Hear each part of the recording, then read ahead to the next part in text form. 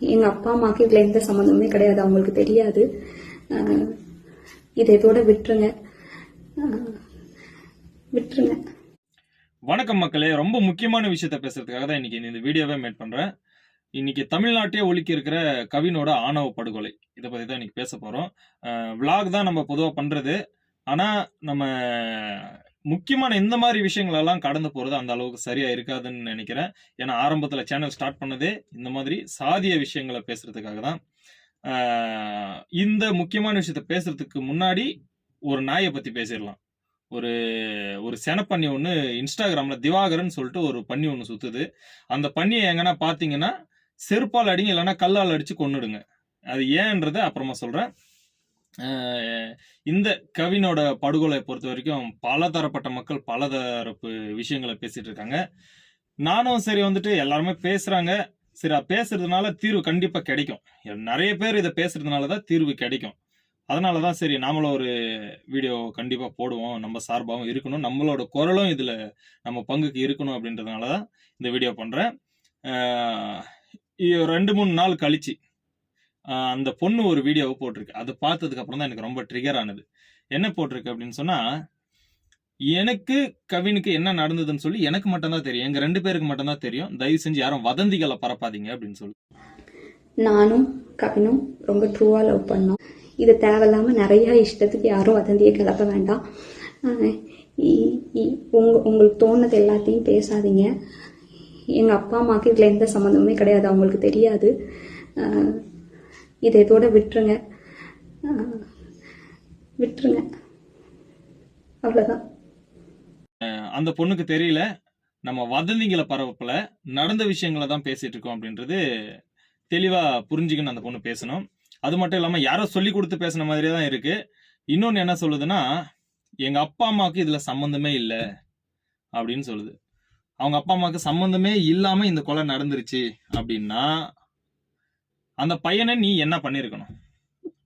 அந்த பையனை பத்தி ஒரு வார்த்தை, எங்க தம்பி தான் இப்படி பண்ணா, சுஜித் தான் இப்படி பண்ணா, அவனுக்கு தண்டனை கொடுக்கணும், கண்டிப்பா சுஜித் செஞ்சது தப்புன்ற ஒரு வார்த்தை இந்த வீடியோ மூலியமா வந்திருக்குமா? உண்மையிலேயே அந்த பையன் இறந்ததுக்காக என் வாழ்க்கைய நான் தியாகம் பண்ணிருக்கேன், அந்த பையனுக்காக நான் அவனுக்காக வாழுவேன் அப்படின்னு சொல்லிட்டு ஏன் சொல்ல முடியல? ஏன்னா யாரோ சொல்லி கொடுத்து இந்த வீடியோவை மேட் பண்ண வச்சிருக்காங்க. ஏன்னா அவங்க அப்பா அம்மாவை காப்பாற்றணும், அவங்க அப்பா அம்மாவை சேஃப் பண்ணணும். யாரும் தப்பா பேசாதீங்க, தப்பா பேசுங்க. தப்பா யாரும் பேசல தாயி, யாருமே தப்பா பேசல. ஒரு உயிர் போயிடுச்சு, ஒரு உயிர் போயிடுச்சுன்ற ஆதங்கத்துல எல்லாம் பேசுறாங்க. இதோட விட்டுருங்க அப்படின்னா இதோட எப்படி விட முடியும்? இதே உங்க தம்பி சுஜித்தோட உயிர் போயிருந்தா இதோட விட்டுருவீங்களா? நீங்க போயிருக்கிறது ஒரு உயிர், இதோட எப்படி விட முடியும்? சாதாரணமா இதோட விட்டுருங்க அப்படின்னு சொல்லி ஒரு உண்மையிலேயே ஒரு காதலன் இறந்துட்டான், உண்மையா காதலிக்கலன்னு சொல்ற ஒரு காதலன் இறந்துட்டான், செத்து போயிட்டான், அவனுக்கு ஒரு சின்ன ஒரு நீ வீடியோலயே அவனுக்கு அந்த நீதிக்காக கண்டிப்பா கவினோட மரணத்துக்கு நீதி கிடைக்கணும்ன்ற ஒரு வார்த்தை உனக்கு சொல்ல முடியலையே. ஏன்னா உங்க தம்பி உன் குடும்பம் அவ்வளவு பெருசா போயிடுச்சு உனக்கு இல்ல. நமக்கு அப்படியே ஆத்திரமா வருது இப்படி பேசுறவங்களை பார்த்தா. உண்மையான காதல் என்ன தெரியுமா? ஃபர்ஸ்ட் காதலிக்கிறேன்னு சொல்றீங்க, திடீர்னு ஃபர்ஸ்ட் ஒரு நியூஸ் வந்துச்சு, அந்த பொண்ணு வந்துட்டு நான் அவனை காதலிக்கவே இல்லை அப்படின்னு சொல்லுது அப்படின்னு சொல்லிட்டு. அதெல்லாம் பார்க்கும்போது வெறி ஆயிட்டேன் நான். நல்லா அப்படியா இருந்தது? என்ன இதெல்லாம் என்ன மாதிரியான போக்கு? இதுதான் காதலா? இன்னும் எத்தனையோ இது மாதிரி ஆணவ படுகொலைங்களை பார்த்து பார்த்து பார்த்து பார்த்து சலிச்சு போயிருக்கு நம்மளுக்கு. சரி, இந்த திவாகர் விஷயத்துக்கு வரேன் நான். இந்த டாக்டரை ஒரு செனப்பண்ணி சுத்தின்குதுன்னு சொன்னேன் இல்லையா, அவன் என்ன பண்றான்னா, இவ்வளவு நாள் அவனை நான் என்ன நினைச்சிட்டு இருந்தேன், ஒரு காமெடி பீஸ், ஜிபி முத்து மாதிரியோ இல்ல இந்த இன்ஸ்டால நிறைய பைத்தியங்கள் சுத்தம் இல்லையா, அந்த மாதிரி ஒரு காமெடி பீஸா தான் நான் நினைச்சிட்டு இருந்தேன்.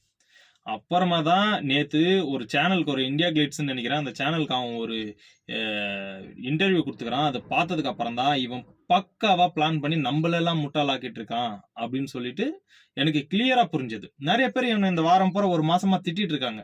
சூரிய அண்ணனை ஏதோ பேசிட்டான், சூர்யா அண்ணனை ஏதோ சொல்லிட்டான் அப்படின்னு சொல்லிட்டு எல்லாம் திட்டிட்டு இருக்காங்க.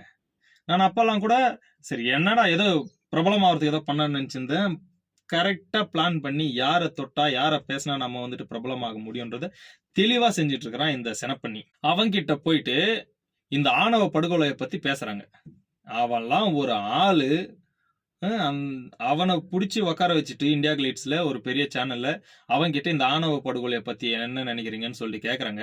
அந்த நாய் என்ன சொல்றான், அவங்க ஜாதியிலேயே அவங்க கல்யாணம் பண்ணிக்கணும், அவங்க ஜாதியிலேயே அவங்க கல்யாணம் பண்ணிக்கணும், இந்த மாதிரி எல்லாம் நடக்காது இல்ல அப்படின்னு சொல்லிட்டு வெண்ணமாவ வெங்காயம் மாதிரி பேசியிருக்கான். ஏண்டா அது மட்டும் இல்லாம இன்னொன்னு சொன்னான் பாருங்க, அதுதான் இன்னும் நான் அந்த வீடியோ பார்த்ததுலயே வெறுப்பானது அதுதான். ஏன்னா அவன் சொல்றான் சுஜித்தோட வாழ்க்கை அநியாயமா வீணா போயிடுச்சுல்ல அப்படின்னு சொல்லிட்டு. ஏன்டா டே விளக்கென்ன, இன்னைக்கு ஒரு உயிர் போயிருக்கு, அந்த உயிர் போனவனை பத்தி உனக்கு கவலை இல்ல. அவனை அதுவும் இல்லாம எல்லாம் பெத்தவங்கள பேச்சு கேளுங்க. நீ உங்க அம்மா பேச்சு உங்க அப்பா பேச்சு ஒழுங்கா கேட்டிருந்தேன்னா இன்னைக்கு உனக்கு கல்யாணம் ஆயிருக்கும். அப்படிப்பட்ட வெங்காயம், நீ உனக்கே வக்கு இல்ல, கல்யாணம் பண்ணிக்கிறதுக்கு ஒரு துப்பு இல்ல, ஒழுங்கா ஒரு உண்மையா ஒரு நியாயமான மனுஷன் மாதிரி நடந்துக்கினா தானடா பொண்ணுங்க கல்யாணம் பண்ணிக்கும். நீ வந்துட்டு ஏன் ஜாதியிலே வேணும் ஏன் ஜாதியிலே வேணும்னு சொல்லிட்டு அலைஞ்சிருக்குவ, ஜாதி வெறி பிடிச்சி அலைஞ்சிருக்குவ, அதனால உனக்கு பொண்ணு கிடைக்கல. பார்த்துட்டு அவ்வளவு கோவம் வந்துச்சுங்க. இவெல்லாம் காமெடி பீஸ் நினைச்சு இவ்வளவு நாள் சிரிச்சிட்டு இருந்தோங்க. இவனை உண்மையிலே அந்த நாயை எங்கன்னா பாத்தீங்கன்னா கல்லாலே அடிச்சு துரத்துங்க, சேர்த்தவே சேர்த்தாதீங்க. இதுல வேற எவ்வளவோ சேனலுங்க அவனை கூப்பிட்டு வச்சு இன்டர்வியூ எடுத்து அவனை பெரிய ஆளாக்கி விட்டுட்டு இருக்காங்க. அவனை கலாய்க்கிறதுக்காக கூட அவனை கூப்பிடாதீங்க தயவு செஞ்சு. அதுக்கு அடுத்து என்னன்னா, முக்கியமா தாவைக்காவில் வந்து ஒரு பொதுக்கூட்டம் நடத்தி அவங்களோட ஆப் செயலியை வந்துட்டு லான்ச் பண்ணியிருக்காங்க. லான்ச் பண்ணும்போது நமக்கு என்ன தோணுச்சுன்னா, ஏதோ தளபதி வராரு பேசுற, உண்மையிலே சொல்றேன், கட்சி ஆரம்பிச்சதுல இருந்து கண்டிப்பா தளபதியால நான் வந்துட்டு தீவிரமா சின்ன வயசுல இருந்து இன்னைக்கு வரைக்கும் இன்னும் மாற்றம் இல்லாம விஜய் ஃபேன். ஆனா அவங்க கட்சியில இருக்கிற எனக்கு மாற்று கருத்து ரொம்பவே இருக்கு. அந்த ஆப் லான்ச் பண்ண வரீங்க, ஆப் லான்ச் பண்ணும்போது உங்களுக்கு ஒரு அட்லீஸ்ட் ஒரு கண்டனத்தை தெரிவிக்க முடியலையா? நீங்க வந்து பரவாயில்ல, நீங்க அதை பத்தி பேசலனாலும் பரவாயில்ல, ஒரு கண்டனத்தை தெரிவிச்சிருக்கலாம் இல்ல, இது தப்பு, ஆணவ படுகொலை தப்புன்னு சொல்லிட்டு. ஜாதியை தொடுறதுக்கு அவ்வளவு பயப்படுறாங்க. அம்பேத்கர் தலைவர்னு சொல்றாங்க, பெரியார தலைவர் சொல்றாங்க, அஞ்சலி அம்மால தலைவரை சொல்றாங்க. இவங்களாம் ஜாதியை தூக்கி பிடிச்சி அழிஞ்சிருந்தாங்க. வேலு நாச்சியார தலைவர்னு சொல்றாங்க. எல்லாத்தையும் விடுங்க, பெரியாரையும் அம்பேத்கரையும் எடுக்கிறாங்க. இவங்க எவ்வளவு பேசியிருக்கணும். உண்மையிலே எனக்கு வந்து தாவேக்கா வந்து பயங்கரமான டிசப்பாயிண்ட். தளபதி வந்துட்டு நான் அவராலதான் நமக்கு விடிவு காலம் கிடைக்க போகுது அப்படின்ற ஒரு நம்பிக்கையே இருந்துச்சு. இனி இதுக்கப்புறம் நீங்க மாநாடு நடத்தி இல்ல நடைப்பயணம் வெற்றி பயணம் நடத்தி என்ன பிரயோஜனம்? நீங்க எலெக்ஷன்ல ஜெயிச்ச என்ன பிரயோஜனம்? ஒரு சின்ன விஷயம் இது. இது ஒரு கேவலமான விஷயம், உலகமே சப்போர்ட் பண்ணக்கூடிய விஷயம். நீங்க ஒரு குரல் கொடுத்திருந்தீங்கன்னா, தாவேக்கால இருந்து ஒரு குரல் வந்துருந்துச்சுன்னா, தாவை கலந்து விட்டுருங்க, விஜய் சார் கிட்ட இருந்து ஒரு குரல் வந்துருந்துச்சுன்னா வேற லெவல் இதுக்கான ரீச் கிடைச்சிருக்கும். ஆனா பயப்படுறாங்க, ஜாதினாலே பயப்படுறாங்க, எங்க ஜாதி ஓட்டு கிடைக்காதோன்னு சொல்லிட்டு. இது மாற்று சக்தின்னு சொல்லிதான் தாவேக்காவை நம்பணும். பார்த்தா அதுவும் அந்த பழைய குருடியா தான் இருக்குது. தேவையில்லாத ஒரு எக்ஸ்ட்ரா லக்கேஜ் மாதிரி இருக்குது இப்ப தாவேக்கா. அந்த மாதிரி தான் ஆயிடுச்சு. அடுத்தது முக்கியமான விஷயத்துக்கு இப்பதான் வரேன். இந்த ஆணவ கொலையிலேயே அந்த அந்த அந்த ஃபேமிலிக்கு ஒரு ஆறுதல்னா தலைவர் தொல் திருமாவளவன் அண்ணன் அவர்கள் மட்டும்தான். உண்மையிலேயே சொல்றேன், இப்ப சொன்னதை தான் கடைசியிலும் சொல்லுவேன். தயவு செஞ்சு சீக்கிரமா ஆட்சியை வந்து அவர் கையில கொடுத்து அவரோட ஆட்சியின் கீழே வாழ்றதுக்கு தமிழக மக்கள் வந்துட்டு முயற்சி பண்ணணும். ஏன்னா இப்படிப்பட்ட பாதிக்க மக்களுக்காக, வல்னரபிள் செக்ஷன், அவர் எப்பவுமே அவரோட டிக்ளரேஷன் என்னன்னா, பாதிக்கப்பட்ட மக்களுக்காக தான் நிப்ப, நடுநிலைன்றது ஒண்ணு கிடையாது, அந்த வீக்கர் செக்ஷன் பக்கம் தான் நம்ம நிக்கணும் அப்படின்றது தான். இப்பவும் அந்த பாதிக்கப்பட்ட குடும்பத்துக்கு ஒரே ஒரு ஆறுதல் டாக்டர் தொல் திருமாவளவன் அண்ணன் அவர்கள் மட்டும்தான். உண்மையில சொல்றேன், அவரு மாதிரி சிறந்த தலைவர் யாராலையும் பார்க்க முடியாது.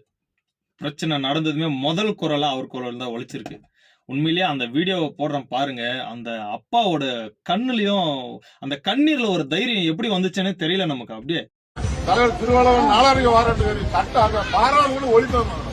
பாதிக்கப்பட்டவர்கள் என்ன பார்த்தாங்கன்னா கொஞ்சம் அழுது தீர்த்தாங்கன்னா கொஞ்சம் டிஸ்சார்ஜ் ஆகும். தலைவர் திருமாவளவன் வரேன்னு சொல்லியிருக்காரு, பாராளுமன்றத்துல எங்க குரல் ஒலிக்கும் அப்படின்றாரு. அந்த தைரியத்தை எப்படி அவங்களுக்கு வந்துச்சு? தானா எப்படி வரும்? இந்த மனுஷன் வந்து உண்மையிலேயே சொல்றேங்க, இந்த தலைமுறைக்கு கிடைச்ச உண்மையான தலைவர். நீங்க தாவேக்காவே ஆட்சியை பிடிக்கணும்னா கூட உண்மையிலே ஒரு வேலை கூட்டணி வச்சு திருமாவளவன் அண்ணா அவர்கள் கூட்டணியோட வச்சு போயிருந்தா கூட திருமாவளவன் மட்டும்தான் அங்க முதலமைச்சரா பதவி ஏற்கணும். அப்படிப்பட்ட ஒரு ஒப்பற்ற தலைவர் தான். உண்மையில அந்த தகப்பனோட கண்ணீருக்கே தைரியம் வந்துச்சுங்க அவர் பேசும்போது. அப்படி அந்த அளவுக்கு ஒரு பெரிய துணியில பேசுறாரு, அழுந்துட்டே தான் பேசுறாரு. வரேன்னு சொல்லி இருக்கிறாரு, நாளைக்கு பாராளுமன்றத்துல ஒலிக்க எங்க குரல். இப்படி ஒரு ஆறுதலும் ஒரு தைரியத்தையும் யாருங்க இருக்கான் கொடுக்கறதுக்கு? அவரை விட்டா யாரு இருக்கா? எங்க பாதிக்கப்பட்டாலும் எங்க அடிப்பட்டாலும் முதல்ல போய் நிக்குவேன் அப்படின்னு சொல்லிட்டு நிக்கிறது அவர் தான். நிறைய பேர் சொல்லலாம், விஜய் நிக்கிறாருல, விஜய் போறாருல்ல, விஜய் காசு கொடுக்குறாருல்ல. காசு முக்கியம் இல்ல, அந்த அவங்களோட குரல் எந்த இடத்துக்கு கேக்குதுன்றது தான் முக்கியம். உண்மையிலேயே ஐயா திருமாவளவன் அவர்கள் கண்டிப்பா பாராளுமன்றத்துல இது பேசுவாரு. இந்த தலைமுறையில உண்மையில சொல்ற, இப்படி ஒரு தலைவனை பாக்குறதுக்கும் அப்படி தலைமை தாங்கறதுக்கும் ஒரு மனுஷன் கிடைக்க மாட்டாங்க. இப்பேற்பட்ட தலைவனை தயவு செஞ்சு யாரும் மிஸ் பண்ணிடாதீங்க. புதிய புதிய சக்திகள் வந்துட்டு தான் இருக்கும். உண்மையில சொல்ற தாவேக்கா மேல நானும் ரொம்ப நம்பிக்கை வச்சுட்டு இருந்தேன். எனக்கு ரொம்ப அப்செட் இந்த விஷயத்துல. ஒரு ஜாதி பிரச்சனைல தலையிடறதுக்கு இவ்வளவு பயப்படுறீங்க நீங்க அப்படின்னா, அப்புறம் நாளைக்கு உங்க ஆட்சியில எவ்வளவு பெரிய பிரச்சனை வந்தா எப்படி நீங்க தலையிடுவீங்க? ஓட்டு கிடைக்காம போயிடும் தான் பயப்படுவீங்க. அந்த பிரச்சனையிலான ஓட்டே கிடைக்கலன்னா மயிரா போச்சு அப்படின்னு சொல்லிட்டு தைரியமா களத்துல இறங்கி நான் நிக்கிறேன் உனக்கு பக்கத்துணையா. கடவுள் மேல இருக்கிற நம்பிக்கையோட அவங்களுக்கு போயிடும் நினைக்கிறேன். ஆனா நான் நிக்கிறேன் உங்களுக்கு பக்கத்துணையா அப்படின்னு சொல்லிட்டு தலைவர் நின்னு இருக்கிறாரு. உண்மையில சொல்றேன், நான்லாம் விசிகா கட்சியும் கிடையாது, எந்த கட்சிக்காரனும் கிடையாது. ஆனா அண்ணன் திருமா அவர்கள் மாதிரி ஒரு தலைவன் உண்மையிலே சொல்றேன் இந்த தலைமுறைக்கு கிடைக்க மாட்டாங்க. அவரு நல்லா இருக்கும் போதே அவரை காப்பாத்திக்கோங்க, அவர் ஆட்சியில் அமர வைங்க. உண்மையில அவர் கையில் ஆட்சி கொடுங்க, தமிழ்நாட்டை மாத்துவாரு, விடிவு காலம் கிடைக்கும். இந்த ஆணவ படுகொலைகளுக்கு ஒரு தீர்வு கிடைக்கும். இந்த இறந்து போன கவினுக்கு நம்மளோட ஆழ்ந்த இரங்கலையும் தெரிவிச்சுக்கிறோம். இனிமே தமிழ்நாட்டிலயும் சரி எந்த ஊர்லயும் சரி இப்படி ஒரு ஆணவ கொலை நடக்காம இந்த அரசாங்கம் பாத்துக்கணும். நடக்க கூடாதுன்னு சொல்லிட்டு கடவுள்கிட்டயும் நம்ம பிரார்த்திச்சுப்போம். வீடியோ முழுசா பார்த்திருந்தீங்கன்னா கண்டிப்பா சப்ஸ்கிரைப் பண்ணுங்க. சப்ஸ்கிரைப் பண்ணி நம்ம சேனலுக்கு சப்போர்ட் பண்ணுங்க. நன்றி. அடுத்த வீடியோல உங்களை சந்திக்கிறேன். இப்ப நான் சொல்றேன், இந்தியாவில் இருக்கிற ஒவ்வொருத்தரும் காதலிச்சுதான் கல்யாணம் பண்ண ஒரு சட்டத்தை போடுங்க. அப்படி காதலிச்சு கல்யாணம் பண்ணவங்களுக்கு என்னென்ன சலுகைகள் கொடுத்து தீர்மானம் போடுங்க. அப்புறம் பாருங்க, நம்ம நாட்டுல எந்த ஜாதியும் இருக்காது, எந்த மரமும் இருக்காது, எந்த கோயிலும் இருக்காது. அன்புங்கிற ஒரே ஒரு கோயில் தான் இருக்கும்.